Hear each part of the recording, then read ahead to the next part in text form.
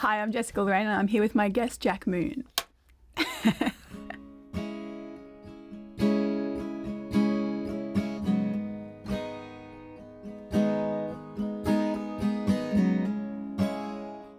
Hi Jess, how you doing? Good, thanks. Good. Thanks for having me. You grew up in a household of 10 children. Yes, I did.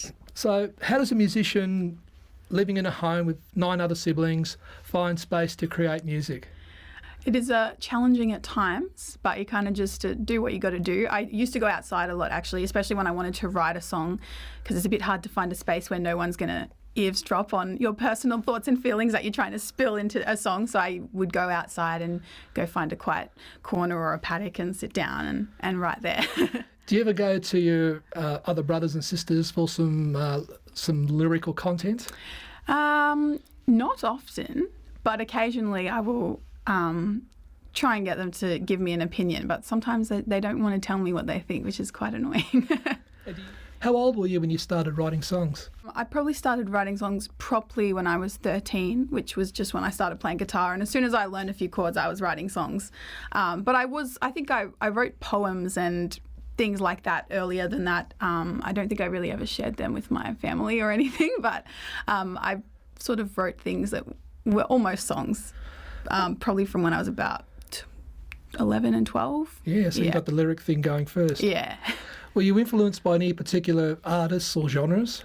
When I started playing guitar, my biggest influence was definitely Ed Sheeran. I just obsessed over watching all his videos, watching him perform live and use a loop station, and he was just insane. And I definitely took a lot of inspiration from how he played guitar and how he wrote songs. And in general, I think I just take a lot of inspiration from really any artist who's just giving it a go and making genuine music that just feels really real. Yeah, you're using looping yourself. You've incorporated that into your act. Yes, yeah, I love looping. It's lots of fun. You can sort of make a one-woman show with it, I guess. Yeah, it's good fun. You're a self-taught musician. Yeah. How good is YouTube?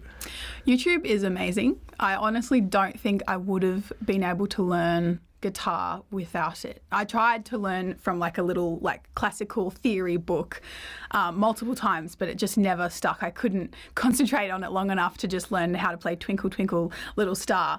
So it wasn't until I sort of got onto YouTube and started watching tutorials where they just taught you how to play your favourite songs that I sort of really got into it.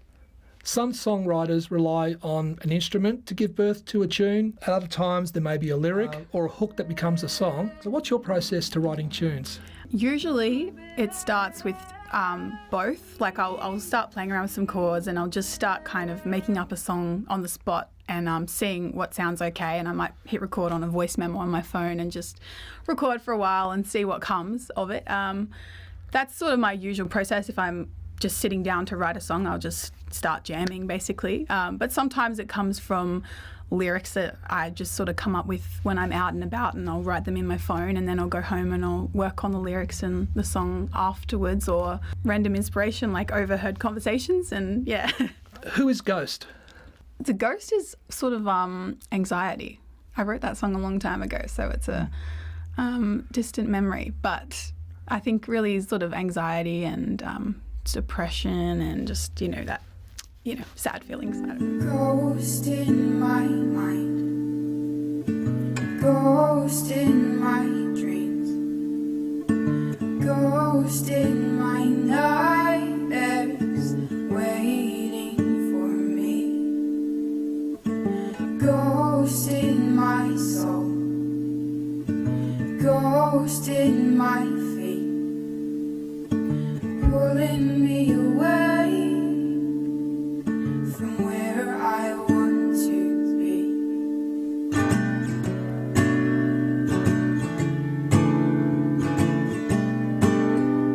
Do you get nervous before you go on stage? A little bit nervous sometimes. It kind of depends on the gig. I play a lot of, cover gigs in pubs and clubs and that. Most of the time they're pretty chill and you don't really get too stressed about it, but definitely when you're playing sort of bigger things like festivals and like ticketed concerts and that kind of thing, it's definitely a little bit more nerve-wracking but more fun as well. You perform at private events and anywhere from the local pub to a festival. Yeah. Is this a long-term career strategy? Yeah, I think so. I'm sort of just trying to get as much experience as I can and have fun with it. And yeah, as I go, I'm kind of learning what I like to do more, and hopefully eventually I'll be able to choose exactly what I do and when. Your first single, Maybe. Yeah. Tell us a little bit about that. How did that song come about and what did it do for you? So that song I wrote when I was about 16, I think. And it was just a fun little song that I wrote when I had a bit of a crush on someone, sort of about new possibilities and just that exciting feeling. And it sort of evolved a lot over. It started out as a bit of a simple acoustic thing, and then when I started looping, I kind of made a bit of a loop arrangement with it. And then when I actually went into the studio to record it, I kind of changed that and brought that up another little notch, which was...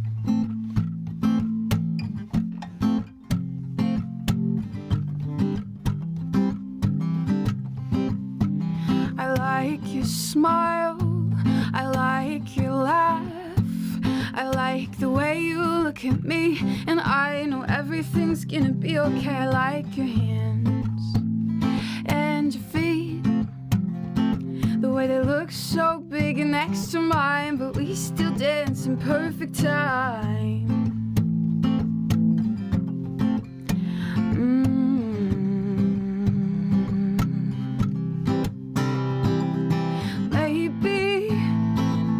Maybe we could be, maybe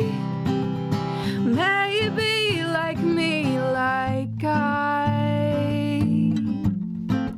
like you. So as a songwriter, pulling out one good song is a mean feat, let alone a whole album's worth. Yeah. So from your perspective, do you find the value in recording more EPs over albums?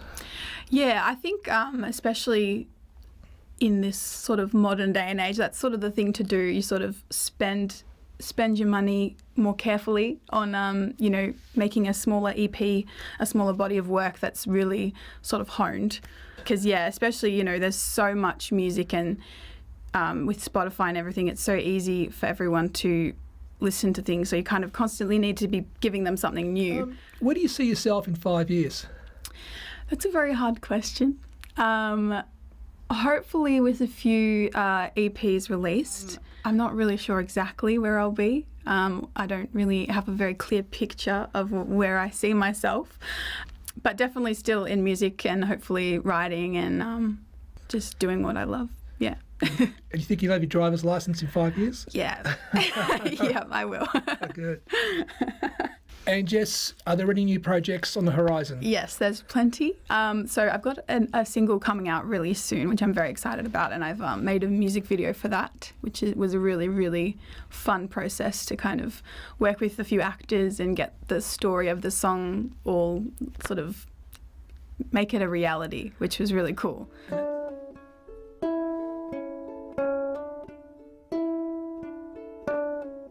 She stole my heart quicker than anyone before.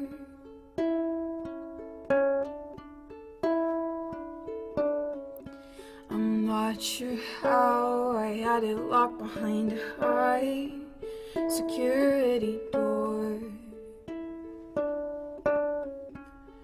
Maybe she has a really high IQ.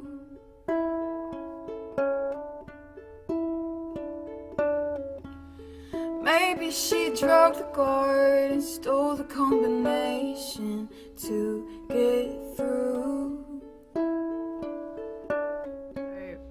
I'm very excited to get that out into the world, and I'm also working on, I'm hoping to get another single out soon after that, which I'm working on, and I'm also working on an EP. Now it's time for quick shots.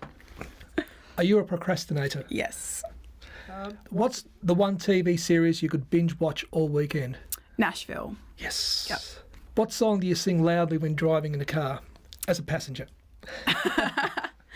Oh, it varies a lot, but at the moment I'm pretty obsessed with Mallrat and her song Groceries. And if you could be another person for a day, who would it be?